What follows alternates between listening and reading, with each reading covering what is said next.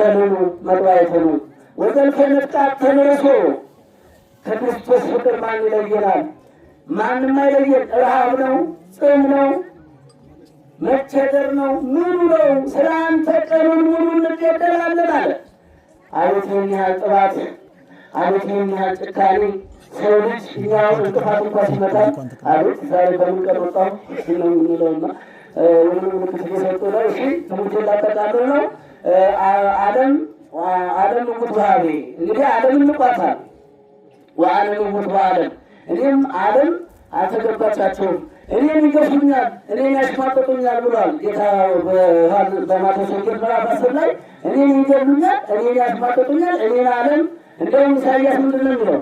ላይምን ያይመረ ቤተ እግዚኡ አድግኒ ምጥማሆ እስራኤልሰ ዘበአርአየ ፈጠርክዎሙ ወበአምሳሌ ገበርክዎሙ ሐሰሱኒ ትሉኒ ነው ያለው። አቤት ከብትም የጌታውን ጋጥ አወቀ፣ አህያም መንከባለዳውን አወቀ። አንዳንድ ከብቶች ያለረኛ የሚገባው አይደለም። እስኪ የገጠሩ ክፍል አርብቶ አደርና አርሶ አደር እስኪ አንዳንድ ጊዜ ቤታቸው ሲጨን የሚገባው አይደለም።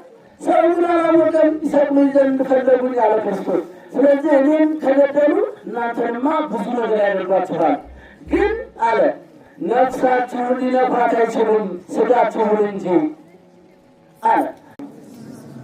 ወወልድ ወመንፈስ ቅዱስ አሐዱ አምላክ አሜን።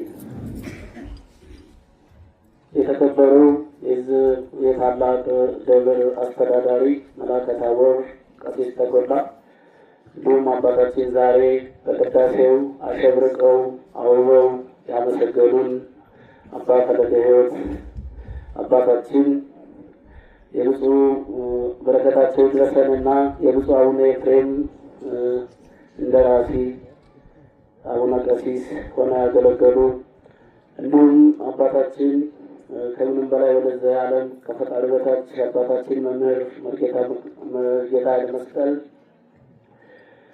እንዲሁም ወንድማችን በልዩ ልዩ ለድረገጽ የሚያግዙ አካባቢውን ላላወቀ የሚያስተዋውቁ የሚዲያ ወንድሞቻችን ብዙ እንዳሉ ይታየኛል፣ ይሰማኛል። እንዲሁም የተከበራችሁ ሕዝበ ክርስቲያን እውነት ለመናገር ጠዋት ከቅዳሴ ስንወጣ ብዙ ሰው የለም ነበረ። አሁን ግን ያው ሰዓቱና ሰዓቱ ተገናኝተዋል ይመስለኛል። ሁላችሁም ከሩቅም ከቅርብም ግማሾቻችሁ ደረስ ብዬ ልምጣ ዛሬ ዓመቱ ነው ብላችሁ፣ ግማሾቻችሁ ደግሞ አስባችሁበት